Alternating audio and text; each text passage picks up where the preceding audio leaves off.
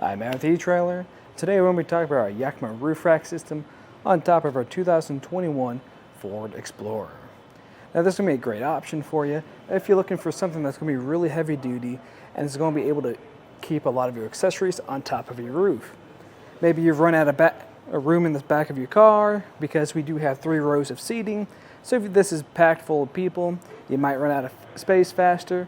Or if you're already using that space for other accessories or items, then you might need somewhere else to store your extra stuff. Or maybe you got kayaks, skis, or anything longer that you can't fit inside your car. This is going to be a great solution for you. This is going to be comprised of 2 parts. First, we're going to have our 60-inch HD bars on top, and then beneath that, we're going to have our Yakima towers that grab onto your raised rails.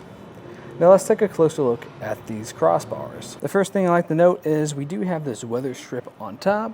That's going to protect that T-track channel at the very top of it. And what that channel is used for is for any T-track accessories. And what's nice about this not only keeps debris out of that, but also reduces that wind noise from whistling through it. And then at the very edge, we're going to have this anchor point. So if you need to tie anything off from anywhere, this is going to make an excellent point of contact. This is also going to be a pretty thick bar, so putting any clamp-on accessories on here might be a little bit difficult if you don't have any HD bar adapters. And then at the very bottom, there will be an additional channel, and that's what's going to be what connects your tower to your crossbar. Then we're going to have these towers, and this end cap's going to hide a lot of that hardware in here. And with that cap removed, we can take a closer look at how that strap wraps all the way around and connects to these 2 hooks on the side. That's actually something I do kind of like about this one in particular, is that strap wrapping around this whole rail, giving you a nice secure fit.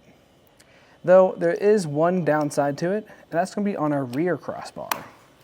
Take a closer look at it over here. If you notice, we do have this kind of plastic rubber material. The nice thing is you can push this down, but trying to get that strap to fit through this tiny crevice or hole here is a little bit of a struggle. For what we can put up here, we're going to be able to put up to 220 pounds, but what I recommend doing is checking what your roof is able to handle. You can find that in your owner's manual so you don't exceed this weight capacity.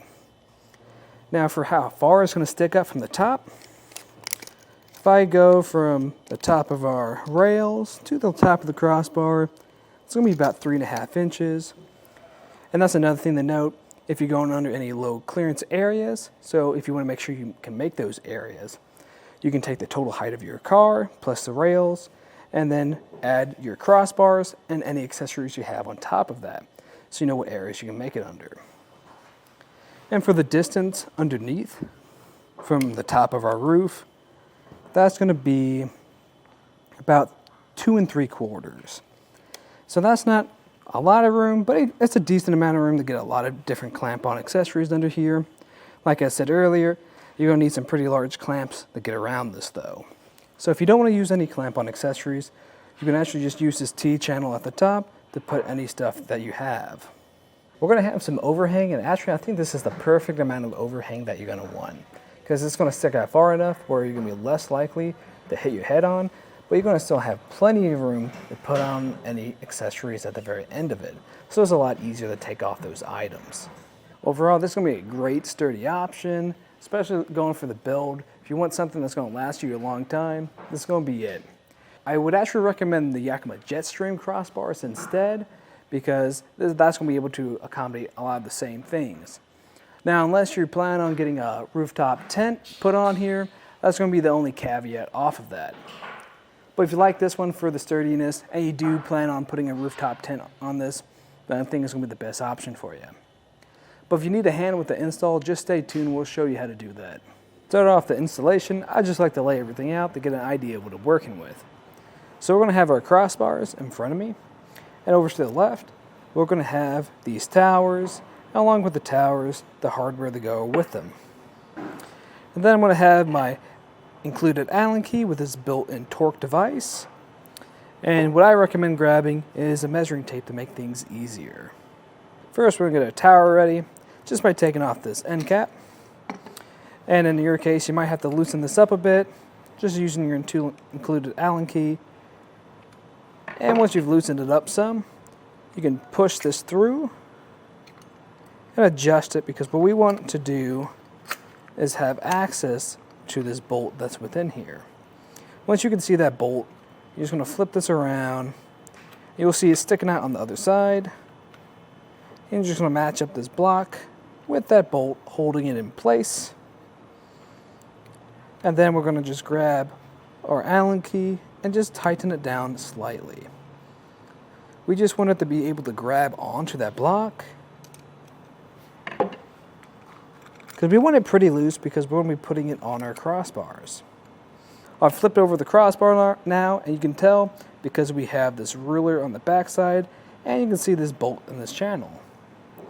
I'm just going to unthread that bolt until it's all the way loose. And then at this point, I just flip over the crossbar, let that bolt fall into my hands, and set it aside so I don't lose it. Remove that end cap. And when you're putting your towers on, you can actually put both of them on from this side. What I like to do is put the first one on backwards, just matching that block up with that channel, and pushing it all the way down to the other side. And then for the next one, I like to put that one in the right orientation, making sure that bolt is facing away from the center of the crossbar. And doing the same thing that we did on the first. And once you have it on, just make sure you put those end caps back on and thread that bolt back through. Just move this over some so I have access to that bolt, and just tighten it down just a little bit. I just want to tighten it down enough where I can still adjust this if I need to, but it's not going to be sliding all over the place with the slightest movement. Now I'm going to find out where we're going to place our crossbar. In your case, you can place the first one wherever you want to, but when you go to that second one, you want to find what crossbar spread that's going to work best for you.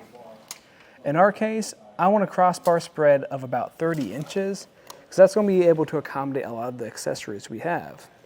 So if you know what accessory crossbar spread you need, then just adjust for that, and then you can mark this location out. Place my crossbar up top, roughly where we marked it out to be. Matching up those towers to our raised rails, making any adjustments that we need to, and placing it right on there.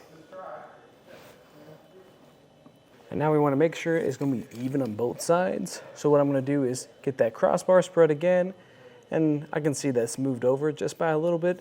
So I'm just going to adjust it to make sure we're 30 inches from both sides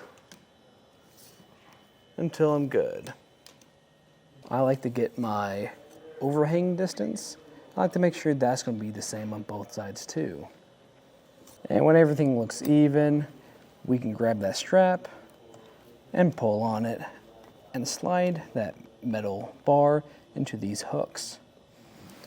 And then once I've done that, I can just tighten this down slightly, just enough for it to make contact with the bar or the raised rails with a little bit of tension, because we don't want to tighten it too much because it's going to pull from the other side.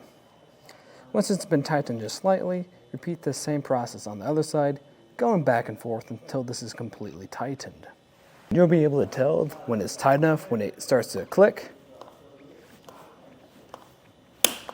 Just like that. And then once you've tightened both of those all the way down, go into this small little channel up top or hole and do the same thing for this bolt here until that starts to click in place too. And repeat that on both sides.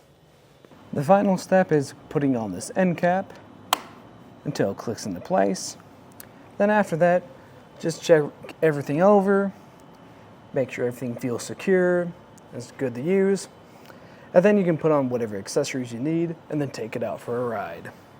That's just a look at the installation and some of the features of our Yakima Roof Rack system on top of our 2021 Ford Explorer.